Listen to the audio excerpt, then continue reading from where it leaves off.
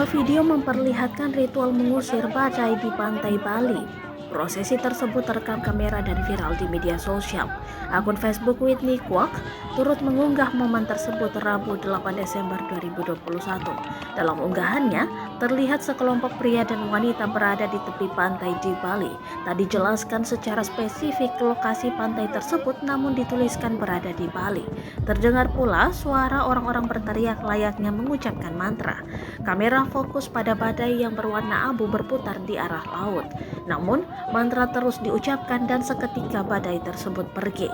Pada keterangan dituliskan jika momen tersebut merupakan detik-detik pawang Bali usir badai yang menuju daratan Bali dengan segala kerendahan hati manusia. Diselipkan pula doa dalam keterangan unggahan untuk memohon pada Tuhan. Mohon ampuni hamba, kami hanya berharap pada Gusti Sang Khalik agar niat baik dan takut akan Engkau saja segala badai menjadi teduh tenang kembali. Tulis keterangan unggahan tersebut. Warganet pun memberikan komentar beragam pada unggahan itu. Ada yang terkesima melihat ampuhnya mantra yang diucapkan saat mengusir badai.